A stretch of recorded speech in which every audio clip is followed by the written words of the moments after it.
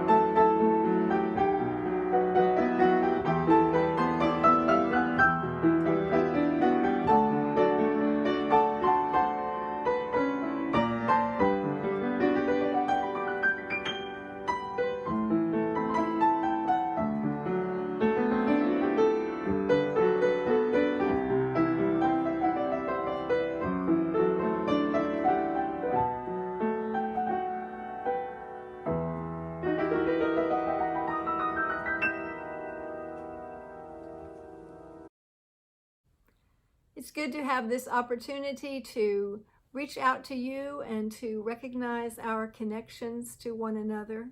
This is the first Sunday following the Labor Day weekend, which is usually a significant transitional time in our year, and honoring that is our theme of renewal for this month. Also want to recognize that we just passed the 19th anniversary of 9/11, and our hearts go out to all the family members who feel the loss that was brought on by that tragic event, and hope that the memorial services held around the country brought some comfort.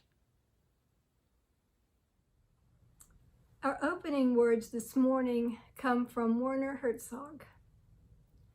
Whether something lasts or not has nothing to do with whether it's made of stone or steel or wood or fabric. A house built all in wood can be a monument that lasts for hundreds of years because it seduces people to live in it, to use it, and maintain it. Eternity depends on whether people are willing to take care of something. In Greece, ordinary white houses are repainted every year. Today, we are often told to use materials and structures that are free of maintenance, but no building can be neglected entirely. We need constantly to renew our relationships to the houses we live in, to our friends, to our own bodies, all the time, every day. Please join with me in the words to our church covenant. Love is the spirit of this church, and service its law. This is our covenant, to dwell together in peace, to seek the truth in love, and to help one another. One of the ways that we share our lives with one another and honor the collective human experience of joy and sorrow is by speaking those to one another and lighting candles. A few days ago, Mary Lee went to the church and took a picture of our candles of joy and sorrow. And so I share this lovely picture with you today as we reflect on the many joys and sorrows that have remained in our hearts yet unspoken over these last several weeks and months. Please, please, please feel free to contact me, email me, call me, let me know that you'd like me to call you. If you have a personal joy or sorrow, a pastoral care concern that you would like me to know about or that you would like me to share. For now, let these beautifully lit candles reflect our concerns for one another and for the larger world dealing with fires and illness and violence and loss and pain and grief, and also for the joys when we stop to think about the many things in our lives that hold us up during this time.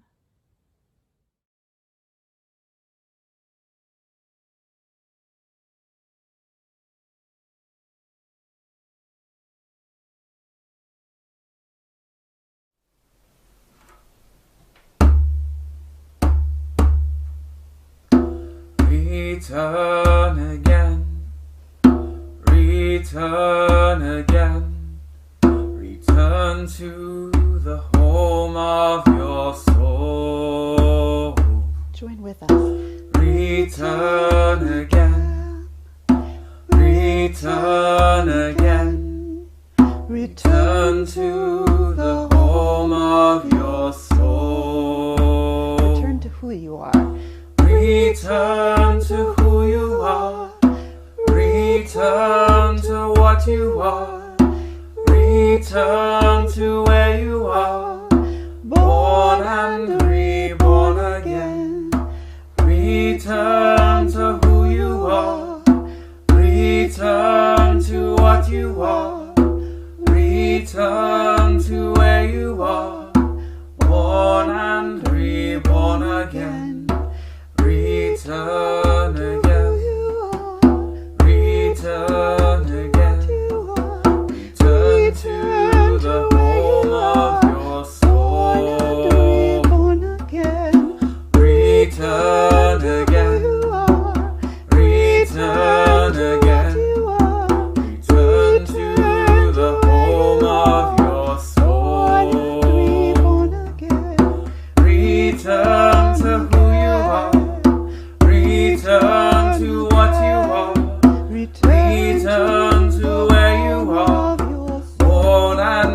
reborn again.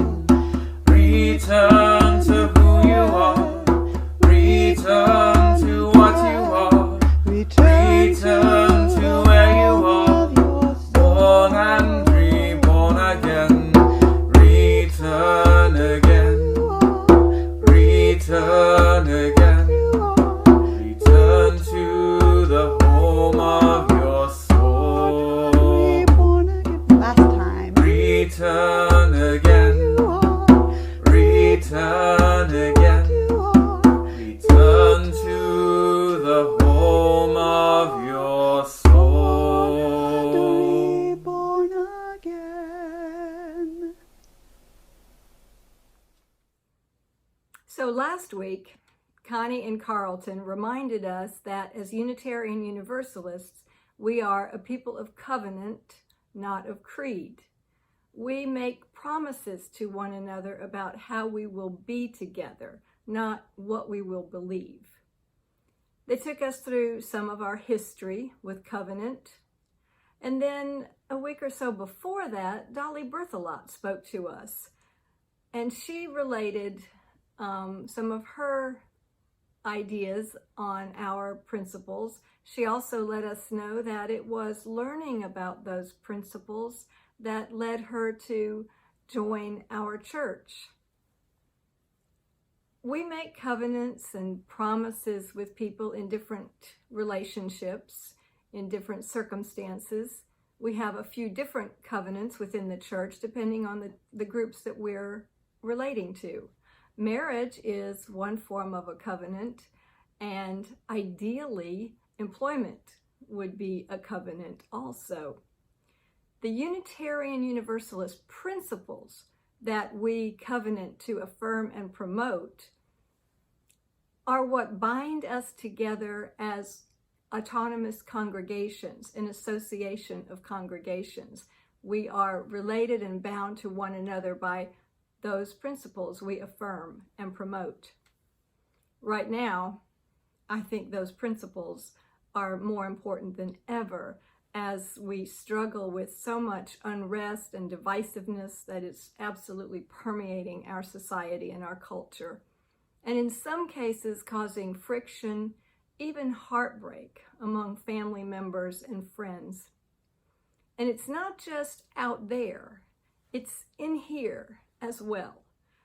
I hear more and more people explaining how they are struggling internally with having to accept the brutality that they are seeing on their screens, now that it's not something you can simply ignore or avoid. They liked or wanted to believe at one time that those were rare instances, and now are pretty much forced to realize that this is a pervasive situation.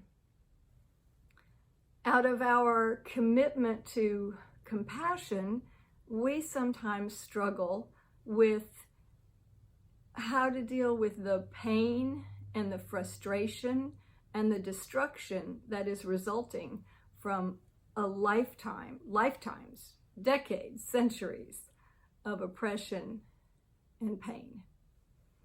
As the weeks have gone by, it's become clear that we are not going to pass through this quickly. There are layers and layers of uncertainty that we face. And we're in the midst of some very passionate movements that will not be waning quickly. And so as these weeks turned into months, I had to pause and consider, what is the most important thing for me to know right now or to do right now? Or maybe the real question is, what do I already know that is important for me to keep in mind at a time like this? So I think about what guides us, and what guides us are those very important core values or principles that we hold. Maybe some of you, like Dolly, are comfortable. Many of us are comfortable in our Unitarian Universalist context because regardless of what surrounds us, we can hold to those principles that define who we are. The words from those principles are in the forefront of my mind right now, especially two words: justice and compassion. Maybe because that is what seems to be most lacking. For the most part, we humans like to feel that we're in control, at least somewhat in control of our lives.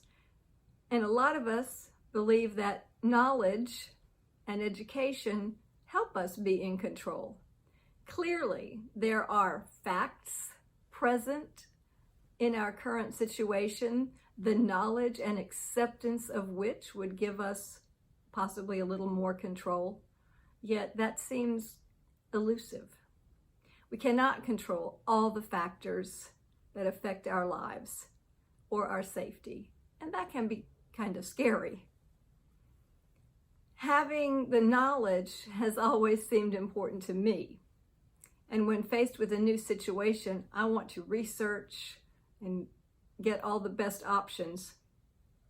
As a minister and a leader, I'm obviously faced with a new situation, as are we all at this moment. In the beginning of my studies to become a minister, leadership emerged as a new identity for me. I don't know why I didn't ever see myself as a leader. I was steadily promoted through the ranks when my children were young, of volunteer parent to PTA president. Shortly after I got my children involved in religious education, I was leading a program there that was growing exponentially every year. And yet it wasn't until I went to leadership school at our Unitarian Universalist Camp and Conference Center, the Mountain, that I realized that how a leader looks isn't the same on every person. While I was working on my Master of Divinity at Meadville Lombard, I wrote a research paper for my class on church leadership and administration on TQM. Do you remember that? Total Quality Management. I had been reading my husband's project management books, and I felt like that theory could so well be applied to church. Turns out other people thought that too, because later on I noticed some people had written books about that.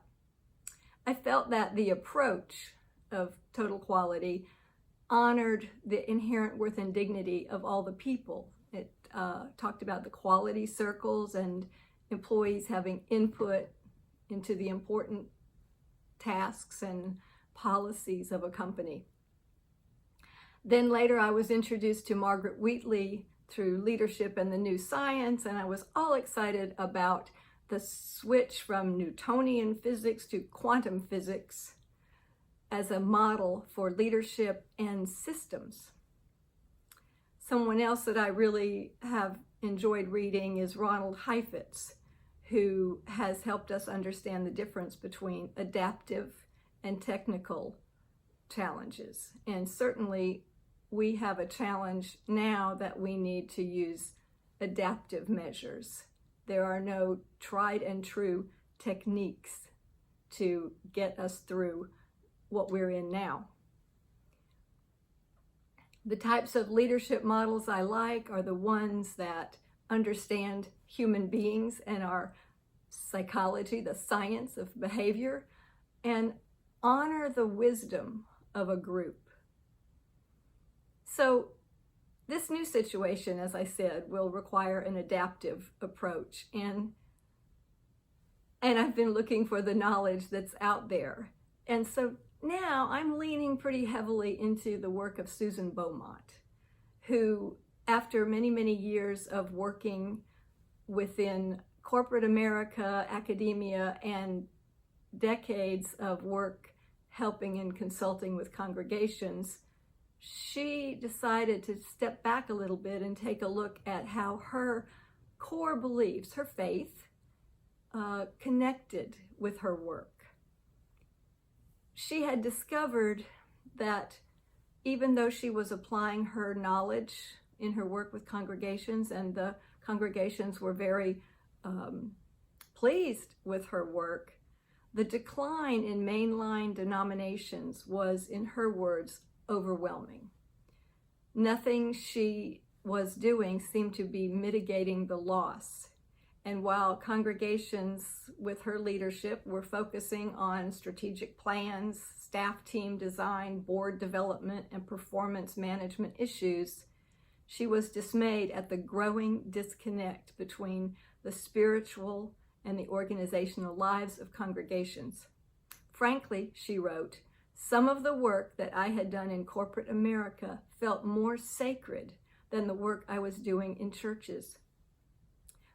That was interesting to me because I had been looking at corporate management and leadership material and applying it to church and finding how it really did mesh with values that we promote and affirm. So, hoping to more fully integrate, as I said, her faith and her work, Susan decided to spend some time in spiritual formation and contemplative living, studying those things. And her last 5 years led to the work and the course that I took in July while I was taking a little break from church work. The course was called How to Lead When You Don't Know Where You're Going. Leading in Liminal Time. Liminal time, she explains, is a quality of ambiguity and disorientation that occurs in transitory situations and spaces when a person or a group of people is betwixt and between something that has ended and a new situation that has not yet begun. Liminal seasons are typical in the life of a congregation, and her work was not intended to be a response to the pandemic as it started over 5 years ago. It just turned out to be amazingly timely, and she is now able to adapt and apply her work to our present circumstances. So let's look at when I came to UUCP. I arrived 2 years ago, and we were in a liminal phase, a liminal season or time. One thing had ended, and what was to be had not yet taken shape. We realized it was going to take some time to determine priorities and direction.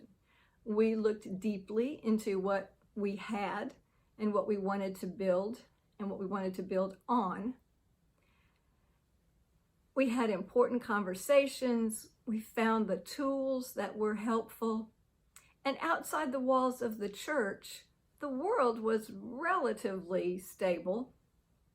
Then all of a sudden, it seemed like the world just either stopped or blew up, I don't know which. And some of us stayed inside and watched the news, showing a world of chaos and confusion not experienced by humans in 100 years. And what happened?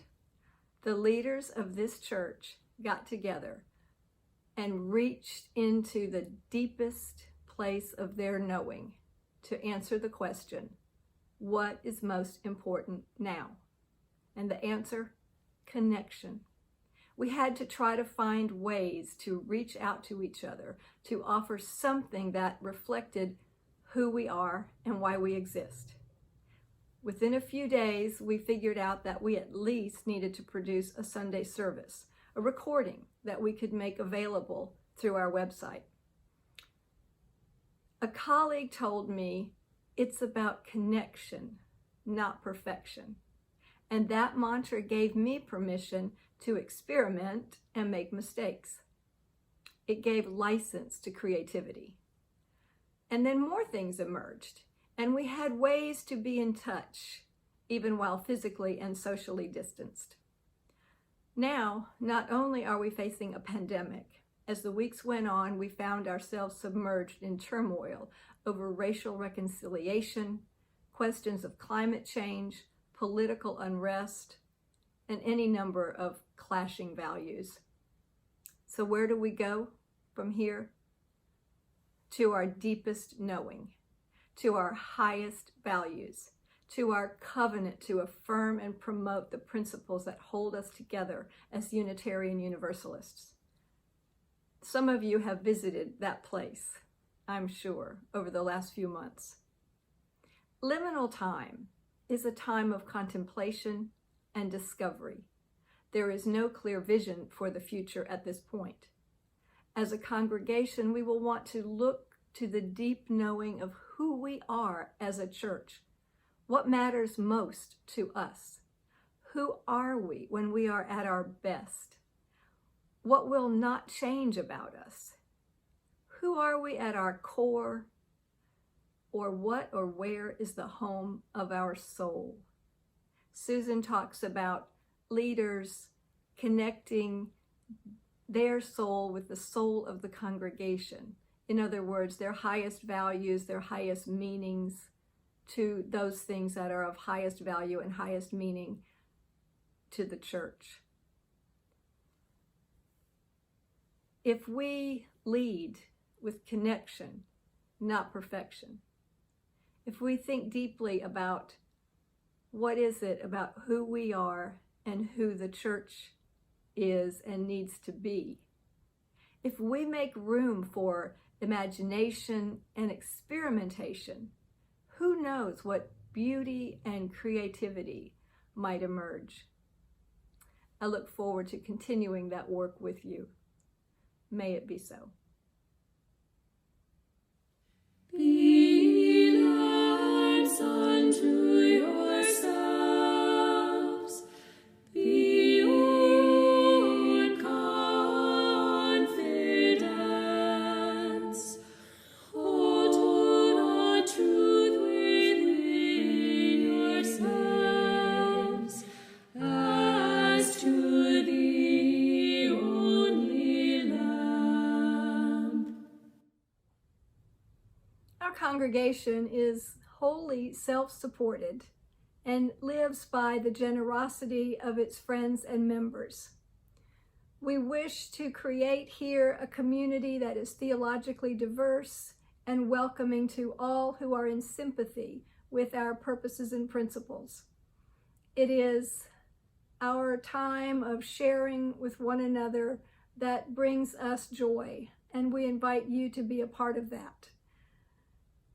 At this time, we will have an opportunity for you to express that generosity in giving to the mission of this church.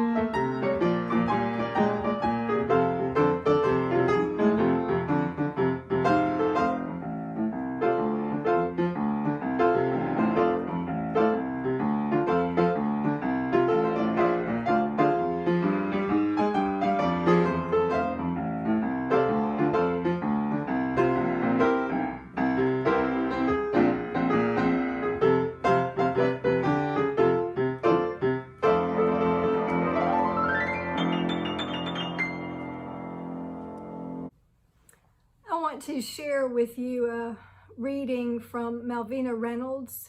It's called The Soul Book.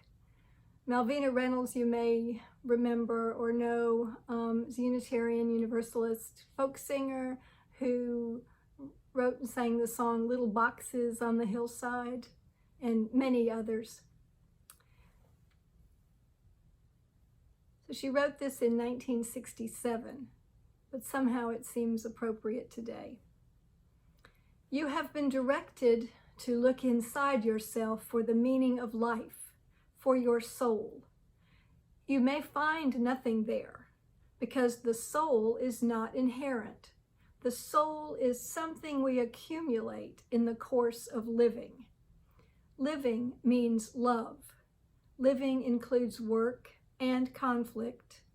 How can you love if you do not face and resist the forces of destruction? Such a course requires courage, and courage is a true value. How can you live if you do not create in return for the sustenance you need? This requires effort, and effort is a true thing. It is the source of food and beauty, and in its use of a resilient mind and body. The valid community is mutually supporting. You are not alone. You are nothing alone. Living together, working, communicating has made us what we are, a meaning. In the monster cities of our time, communities disappear. People are alien to one another. The system of values of now prevents them from helping one another. I believe that a new community is happening. It is smothered many times by the establishment, but it is bound to grow again. Conversion is thinking in its natural state. Thinking is the conversation within us. Words distinguish us from the blessed beasts. Words begin in human beings in the process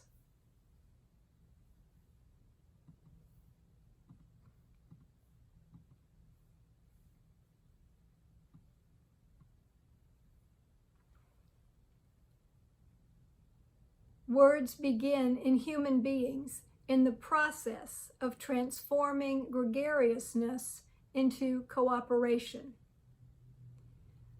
But words corrupted to manipulate others for selfish purposes are as poisonous as polluted water. Being is the process of becoming. Now is all that went before and the direction in which it is going. The soul is not an inner pearl. It is a patina created as an individual functions in a community. Not knowing, people called it God, for it was not in the unique self nor in the world, so they could not explain it. The soul is a function of communal being.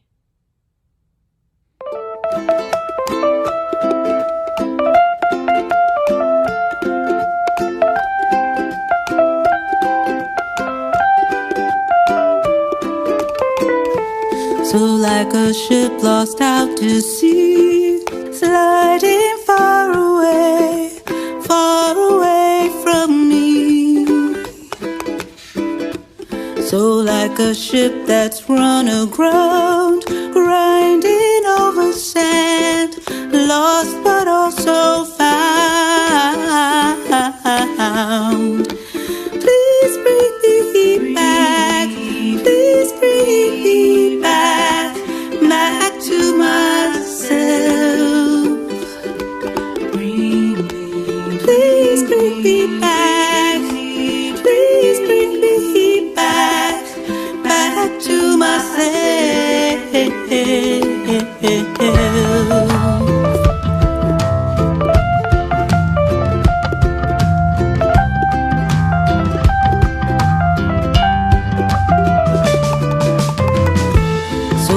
A kitten in a well, paddling for my life, sorry that I fell.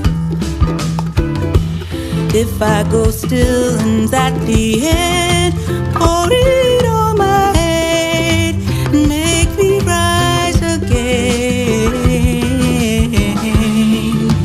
Please bring me back, please bring me back to myself. Please bring me back, please bring me back to myself.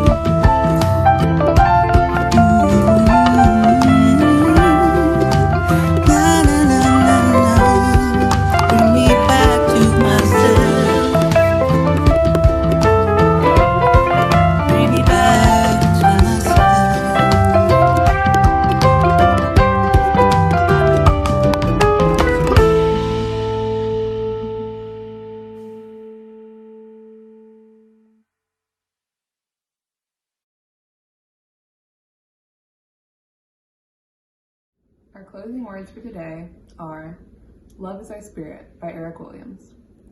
Love is the spirit of this church. May the songs we sing celebrate this love. May the lives we lead embody this spirit. May you all go forth in peace.